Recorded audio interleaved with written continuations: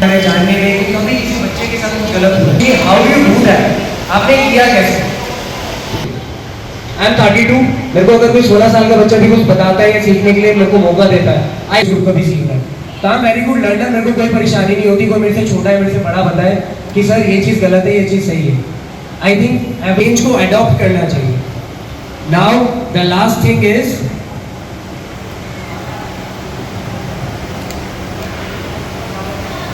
we have come to the last slide, and how will we make the difference? Responsibility, ये सब लोग ही मानते होंगे कि जो चाइल्ड सेफ्टी है वो सबकी रिस्पॉन्सिबिलिटी है, सिर्फ पेरेंट, सिर्फ टीचर, सिर्फ सोसाइटी, ऐसा कुछ नहीं है। Everyone is involved in this. तो बीइंग अ सोसाइटी पर्सन या आसपास में रहने वाले एनवायरनमेंट पे भी अगर हम अवेयर रहेंगे थोड़ा सा, तो it would be great future. तो जो भी सामने बढ़ के आते हैं, चाहे वो पेरेंट है, चाहे वो टीचर है, कोई कम्युनिटी लीडर है, उनका जो करेज है, जो साहस है, वो एक अच्छा फ्यूचर बनाने की तरफ होता है। Together we build a safe world for children. Number, तो जो पीपीटी अभी हमने समझी है, जो 1 घंटे में सारा समझा है, उसकी हेल्पलाइन नंबर है 1098, नेशनल चाइल्ड अब्यूज हेल्पलाइन 1800-180-1111 कर सकते हैं, डायल कर सकते हैं। पॉक्सो पोर्टल पे poxo.nic.in, तो there is an online portal, 1098 पे कॉल कर सकते हैं और पॉक्सो के पोर्टल पे हम जाके कंप्लेन को फाइल भी कर सकते हैं on complain on cybertipline.government.in, ncrb.government। यहाँ पे आए और इस पीपीटी को, इस नॉलेजेबल वीडियो को ध्यान से देखा और समझा। If you guys have, Tyagi ji हमारे यहाँ काउंसलर हैं, अगर आप अभी कोई बात नहीं कर पा रहे हैं या कोई भी आपको अपने बच्चे से संबंधित प्रॉब्लम है, तो आकाश त्यागी जी से आप स्कूल में बात कर सकते हैं। उनसे टाइम ले लीजिएगा, आइएगा, समस्या शेयर कीजिएगा, गाइडलाइन आपको मिलेंगी, उससे आपके बच्चे की समस्या जल्दी सॉल्व हो जाएगी। कभी कभी बच्चों को थोड़ा सा बार बार समझाना पड़ता है, लेकिन चीजें ठीक हो जाती हैं। तो आप बाद में भी बात कर सकते हैं। अगर किसी का कोई क्वेश्चन है तो अभी भी आप बात कर सकते हैं, ये आपका टाइम है, आप इसमें कोई भी क्वेश्चन कर सकते हैं। मेरा नाम गौरव है और मेरी जो बेटी है वो यूकेजी में पढ़ती है। जैसा कि आज शशि पब्लिक स्कूल में ये वर्कशॉप सभी पेरेंट्स के लिए और सभी बच्चों के लिए रखी गई है, आई रियली अप्रिशिएट, बहुत अच्छा काम किया। मैं ये पर्सनली चाहता हूँ कि ये जो वर्कशॉप है ना, ये एक रूटीन पार्ट का हिस्सा होना चाहिए, क्योंकि जब बच्चे अवेयर रहेंगे तो सारी चीज़ें ना, मतलब ये जो भी सिनेरियो होता है या कोई भी घटना होती है पॉक्सो एक्ट के अकॉर्डिंग, वो नहीं होगी, चाहे बच्चा छोटा हो चाहे बच्चा बड़ा हो, क्योंकि अंडर 18 तक पॉक्सो एक्ट काम करता है। तो मेरे हिसाब से, मेरे अकॉर्डिंग कि मंथली एक बार ऐसी वर्कशॉप होनी चाहिए। जरूरी नहीं कि हम पेरेंट्स को बुलाया जाए, अगर हमारे बच्चों को भी ये बताया जाएगा तो डेफिनेटली ये कि ऐसी कोई मतलब घटना जो होती है वो नहीं होगी। बच्चे अवेयर रहेंगे तो हम अवेयर रहेंगे। मेरी बेटी अभी यूकेजी में पढ़ती है और मैं एज ए पेरेंट्स, मैं और मेरी वाइफ दोनों वर्किंग करते हैं। स्पेशली इसी एक्टिव होती है जो वर्कशॉप हुई है, मैंने ऑफ तो नहीं लिया, हाफ डे लिया हुआ है। मैं यहाँ से जाने के बाद अपने ऑफिस भी जाऊँगा, ओनली इसी वर्कशॉप के लिए मैं स्पेशली आया हूँ। मैं और मेरे पेरेंट्स, देखिए यहाँ पे मोस्टली पेरेंट्स जो वर्किंग है, हम हस्बैंड वाइफ दोनों वर्किंग है। मेरी मदर जो घर में रहती हैं, जब मेरी बच्ची यहाँ से स्कूल से घर जाती है ना, मेरा घर ये पास में ही है, तो मेरी जो मदर, मतलब मेरी जो बच्ची की दादी हैं, वो पूरे रास्ते मेरी बच्ची से यही पूछती है कि आज स्कूल में क्या हुआ, क्या नहीं हुआ, क्या हो, मतलब पूछती ही जाती है। और जब हम पेरेंट्स घर पे आते हैं, हम भी अपने बच्चे से यही पूछते हैं कि बच्चे आज स्कूल में क्या हुआ। जैसे सर ने बताया था कि बच्चा कभी झूठ भी बोलता है, हम एक दो बार उसकी बात को इग्नोर करते हैं। अगर जैसे किसी, क्योंकि बच्चा छोटा है तो अगर टीचर थोड़ा डांट भी देते हैं, ठीक है, वी एक्सेप्टेड कि बच्चे को थोड़ा पैम्पर की भी नीड होती है। कभी कभी ना पैम्पर के अलावा बच्चे को थोड़ा सा टीचर अगर डांटते, मुझे एक्सेप्ट होती है चीज़ें कि हाँ बच्चे को थोड़ा ज़रूरी है, क्योंकि शिक्षा जो होती है ना, जो एजुकेशन होती है, अगर बच्चे को पैम्पर के साथ ही पढ़ाए जाएंगे तो बच्चे को शायद उतना समझ नहीं आएगा कि पेरेंट्स हमेशा साथ दे देते हैं। बट अगर टीचर डांटता है तो मैं अपने बच्चे को यही समझाता हूँ कि नहीं बच्चे जो भी है, क्योंकि हम खुद पिटे हैं स्कूल में पढ़ते टाइम, तो हम भी बच्चों को थोड़ा सा समझाते हैं कि बेटा थोड़ा चलता है, अपने आप पे भी काम करना चाहिए कि आप शायद न्यूज़पेपर नहीं पढ़ते, लेकिन बड़े बड़े स्कूलों में छोटी ऐसी सिनेरियो हो जाते हैं कि एज ए पेरेंट्स मैं भी उन चीज़ों को सोचता हूँ। जैसे कि मैं शशि पब्लिक स्कूल में ही देखा कि जूनियर विंग इनका अलग है, सीनियर विंग अलग है। ये मुझे बहुत अच्छा लगा। ये स्कूल में होना बहुत ज़रूरी है, क्योंकि जो बड़े बच्चे होते हैं वो इजीली छोटे बच्चों के अब्यूज़ कर सकते हैं किसी भी वे में। तो यहाँ पे जो पार्ट लगा हुआ है ये मुझे बहुत अच्छा लगा। तो उनकी मदर पूछती है, फिर मैं पूछता हूँ, फिर मैं बच्चे से एक सिनेरियो एक्स्ट्रा लेके चलता हूँ कि अगर बच्चे ये सिनेरियो नहीं हुआ तो आप पे, मेरे पे, ममा पे, सब पे एक्शन होगा। तो बच्चा समझता है, दिमाग में क्लिक होती है कि हाँ कि मुझे झूठ नहीं बोलना है। अगर बच्चा सच होता है तो वो डरेगा नहीं किसी भी चीज़ से। तो हम सबको बच्चों को बहुत पोलाइटली, कभी स्ट्रिक्टली भी होना पड़ता है और पोलाइटली पूछ लेना चाहिए।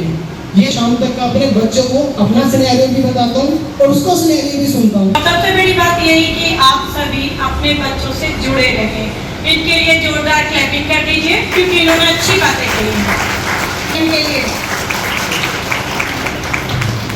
उनके मेंबर से एक बार आपको रूबरू करा देते हैं, जो कि हम सभी मिलकर ये प्रयास करते हैं कि आपके बच्चे सुरक्षित रहें, यहाँ भी और कहीं और भी। अब ये वक्त आ गया है, पहले छोटे बच्चों को ऐसी बातें नहीं करते थे, ये पुराने जमाने की बात है, लेकिन वक्त के साथ हमें छोटे बच्चों को भी अवेयर करना पड़ेगा, क्योंकि अब वक्त बदल चुका है। हमें बच्चों को बताना होगा वे खुद को सेफ कैसे रखें। अब इससे आगे रेलवे बनाना बहुत जरूरी है। और जैसे कि अभी आकाश ने आपको बहुत सारी बातें बहुत सारे डिटेल्स में बताई, उसी में बस 2-3 बातें मैं आपको ऐड कर रही हूँ, बाकी सारी बातें मैंने डिस्कस कर ली है। एक तो सभी अपने डेली लाइफ से कुछ टाइम निकाल के 30 minutes 1 hour as per your time limits आप अपने बच्चों के लिए समय जरूर निकालें। पूरे दिन की दिनचर्या जरूर जाने, उसने क्या किया, उससे क्या प्रॉब्लम आई, या उसके साथ आज क्या अच्छा हुआ, क्या किसी के साथ उसकी लड़ाई हुई, या कोई ऐसी बात किसी टीचर ने उसे कुछ कहा, कौन से सब्जेक्ट्स का काम पेंडिंग है, पूरे डेली लाइफ के रूटीन को आप।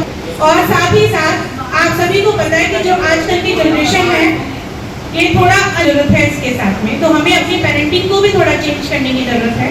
उनके साथ फ्रेंडली एटमॉस्फेयर बनाए, उनकी बातों को ध्यान से सुने और उसे अप्लाई भी करें। अगर वो कुछ आपसे सजेशन मांगते हैं तो उसे दीजिए। Then we have Suresh Sala sir. He is a social worker. Right now he is not available. And next one we have as an advocate Mr. Suresh Sala. Sorry, then we have our parents representative Ms. Jaya Raman. Another parents representative is Mr. Naveen. Next, as a student representative we have Parvi Garg. And जोश में इन्हें काम करना है आपके बच्चों के लिए आगे भी।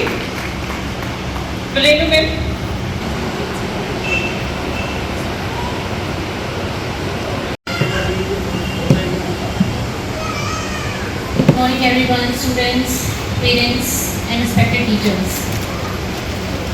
Today, as you all know, this program is all about children safety. Am I right?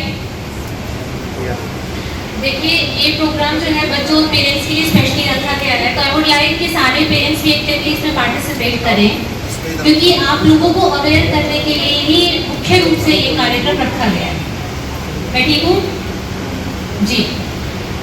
यहाँ हमने पोक्सो एक्ट के बारे में पढ़ा है। पोक्सो एक्ट, क्या आप सब जानते हैं कि पोक्सो एक्ट होता क्या है? आप लोग जानते हैं? Please raise your hand. जो भी request to the parents know कि पोक्सो एक्ट होता क्या है। ओके, बाकी कि पोक्सो एक्ट होता है, ये एब्रीविएशन है। POCSO is an abbreviation for protection of children from sexual offences. Protection, the first word is what? Protection. Protection का मतलब है बचाना। आप सब जानते हैं कि बच्चे जो होते हैं वो हमारी सोसाइटी का बड़ा ही वल्नरेबल सदस्य है, जिन्हें हम कहते हैं कि तुझे नहीं पता, तू बैठ जा, तुझे मैं बताता हूँ। बच्चों को चीज़ें, क्योंकि उन्हें सामाजिक ज्ञान, सांसारिक ज्ञान नहीं होता है, तो पेरेंट्स उनके गार्जियन होते हैं। पेरेंट्स किस तरीके से व्यवहार करना है। मैं ठीक कह रही हूँ? देखिए, आपको बोलना पड़ेगा क्योंकि आप लोगों के लिए ही कार्यक्रम है। तो सेक्सुअल ऑफेंसेस से कैसे बचाया जाए वो ये एक्ट बताता है। 14 नवंबर 2012 2012 में ये एक इंश्योर किया गया था, इट्स अ गिफ्ट, एक तरीके से देखा जाए तो ये तोहफा मिला था बच्चों को सरकार की तरफ से। तोहफा क्यों? बच्चों को जैसे हम उनके जन्म दिवस पर, उनकी कुछ उपलब्धियों पर उन्हें कुछ तोहफे देते हैं कि तुमने अच्छा काम किया है, तुम्हारे लिए तोहफा है। सरकार ने देखा कि बच्चे जो हमारी संस्कृति का, हमारे सोसाइटी का एक ऐसा भाग है जो अपने लिए मुख्य रूप से कोई डिसीजन नहीं ले पाते हैं, पूरे चीज की समझ नहीं होती है, उनके साथ काफी सारी चीजें गलत होती हैं, लेकिन वो उस चीज को नहीं बता पाते हैं, उनको इस चीज से कैसे बचाया जाए।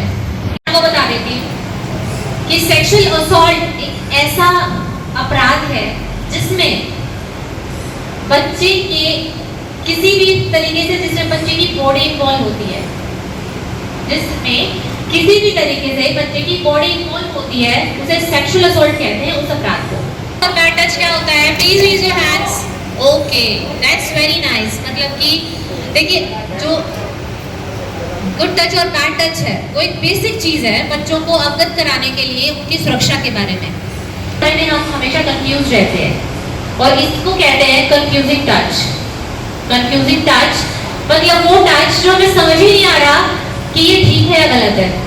ऐसा होता है, ऐसा कभी होता है? पेरेंट्स समझ सकते हैं, पेरेंट्स बताएंगे बच्चों को। कंफ्यूजिंग टच ऐसा होता है जो देखने में तो बड़ा ही सरल और साधारण लगता है, लेकिन कहीं ना कहीं बच्चों को अनईजी और अनकंफर्टेबल करता है। लेकिन क्या बच्चे इस बारे में बात करते हैं? जी हाँ, करते हैं। Offenses mean sexual harassment. First one was sexual assault and the second one is sexual harassment. Now what is sexual harassment? Sexual harassment एक ऐसा अपराध है जिसमें बच्चे का शरीर इस्तेमाल नहीं होता है। मैं बच्चे को कुछ ऐसा बोलूं कि बच्चा अनईजी हो जाए, अनकंफर्टेबल हो जाए और उसकी सुरक्षा पर बात आ जाए, या मैं कोई ऐसा व्यवहार करूं जिस वजह से बच्चा अनईजी, अनकंफर्टेबल और एक अनयूजुअल व्यवहार करे।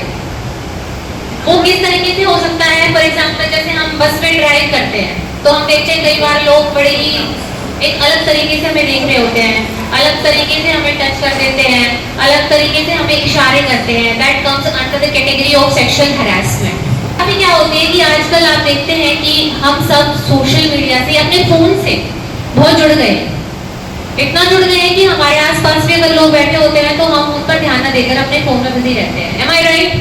ये बिल्कुल ठीक है everyone? If yes, please raise your hands. Okay.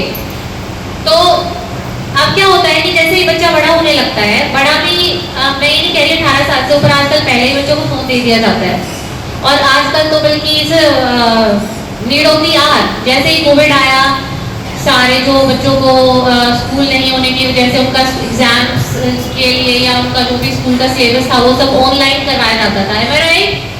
तो बच्चों को फोन देना पड़ा, ठीक है। अब ये है तो उस फोन को हम अपने ही फोन बच्चों को देते हैं।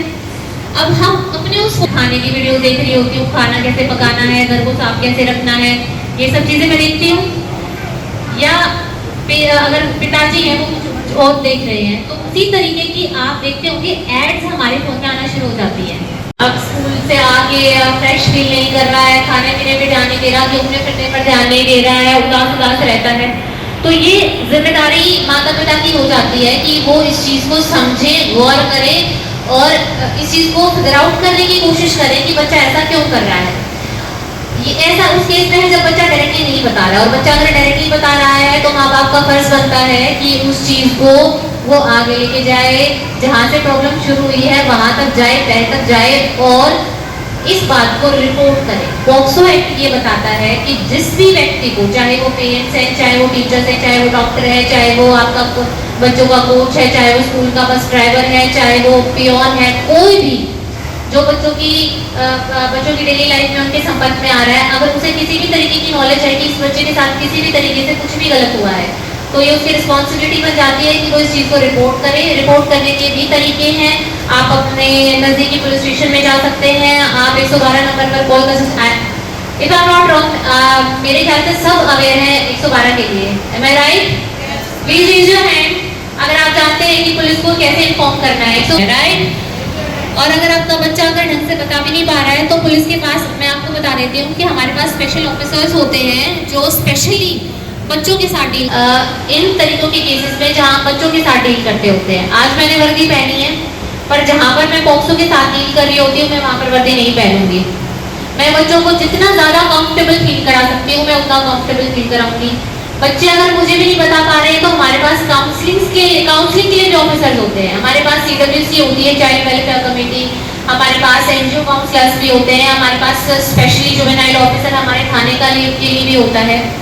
तो आप किसी भी माध्यम से हमें रिपोर्ट कर सकते हैं और उस पर तुरंत कार्रवाई होती है। पोक्सो एक्ट इंश्योर करता है, it's a boon for kids, because ये इंश्योर करता है कि बच्चों के साथ जो भी अपराध हुए हैं उनको जल्दी से जल्दी डील किया जाए। उनके लिए स्पेशल पोक्सो कोर्ट्स भी हैं जो 1 साल के अंदर अंदर सारे जजमेंट्स को फाइनल करते हैं, और जो हमारे पर भी काउंसलिंग के पूरे प्रावधान हैं। टीचर्स को मैं ये कहना चाहूँगी कि being a teacher they are the second parents of the children. बच्चे अपने जीवन का बहुत ही महत्वपूर्ण समय अपने टीचर्स के साथ बिताते हैं। जब वो जीवन की असली समझ अगर वो सीखते हैं तो वो विद्यालय है, और विद्यालय में उनके शिक्षक हैं। तो शिक्षकों का भी ये जिम्मेदारी बनती है कि वो अगर किसी भी तरीके की अनयूजुअल बिहेवियर बच्चे का नोटिस करते हैं तो वो पेरेंट्स को भी बताएं, और अगर बच्चा उनको बता रहा है कुछ ऐसा हुआ है अपने तौर पर, अगर उस चीज़ को एक बार इन्वेस्टिगेट करके, it's their responsibility as well to report the case to the police, right. It is a boon not only for kids but for their parents and every person around them, क्योंकि बच्चे जितने जरूरी उसके माँ बाप के लिए हैं, आई डोंट थिंक वो किसी के लिए भी होंगे। मैं ठीक कह रही हूँ जी। तो पोक्सो के बारे में सर्वश्रेष्ठ जिम्मेदारी है। थैंक यू, जय हिंद। क्लैपिंग करें, मैम ने हमें बहुत अच्छे आइडियाज और बातें बताई और हमारे फ्यूचर को सिक्योर करने के टिप्स दिए। Thank you ma'am once again. अभी हम लोग एक बार फिर से Shashi public senior secondary school में सभी पेरेंट्स का हमारे आए हुए माननीय अतिथिगणों का हार्दिक स्वागत करते हैं। आप सभी का यहाँ आने के लिए बहुत बहुत धन्यवाद। बोलेंगे पहले मैं, उसके बाद सभी, और सभी लाउड वॉल्यूम में बोलेंगे, सभी की आवाज आनी चाहिए। हम बच्चों को सिखा रहे हैं कि बोलना है तो सबसे पहले हमें भी बोलना शुरू करना होगा। पेरेंट्स प्लीज जोर से बात करें और मेरे बाद रिपीट करें। मैं संकल्प लेती हूँ कि प्रत्येक बच्चे की सुरक्षा और अधिकारों की रक्षा के लिए सदैव जागरूक रहूंगी।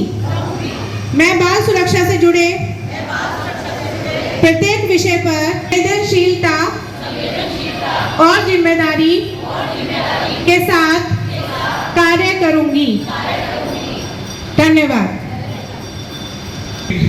पेरेंट्स, शशि पब्लिक स्कूल की प्रिंसिपल और सभी मेरे स्टाफ के सहयोगी, और आज के सबसे महत्वपूर्ण इस पोक्सो प्रोग्राम की स्पेशलाइजेशन के बारे में बताने वाली हमारी इस प्रोग्राम की अतिथि कहूँ, उनको बहन कहूँ, बिटिया कहूँ, क्योंकि मेरी पोती भी यहीं पर ही है, तो ज़्यादा उम्र नहीं इस बच्ची की, लेकिन इनको इनकी मेहनत से और पढ़ाई से और जो संस्कार इनके गार्जियनों से मिले हैं, इस उम्र में इनको सब इंस्पेक्टर बनना एक अलग ही जो है हमारे लिए अच्छा विषय है। और ये इस तरह हमारे बच्चों को भी, मैं पेरेंट्स को बताना चाहता हूँ कि जब MS पार्क थाना नहीं था, जब भी स्कूल था, और मैडम को मैं ये बताना चाहूँगा कि आज के कमिश्नर साहब भी यहाँ पर एक दफ़े नहीं अनेकों दफ़े आए हैं जब वो DCP थे। तो हमारा पुलिस डिपार्टमेंट से संबंध पेरेंट्स का भी और हमारा भी स्टाफ का वो रहता है।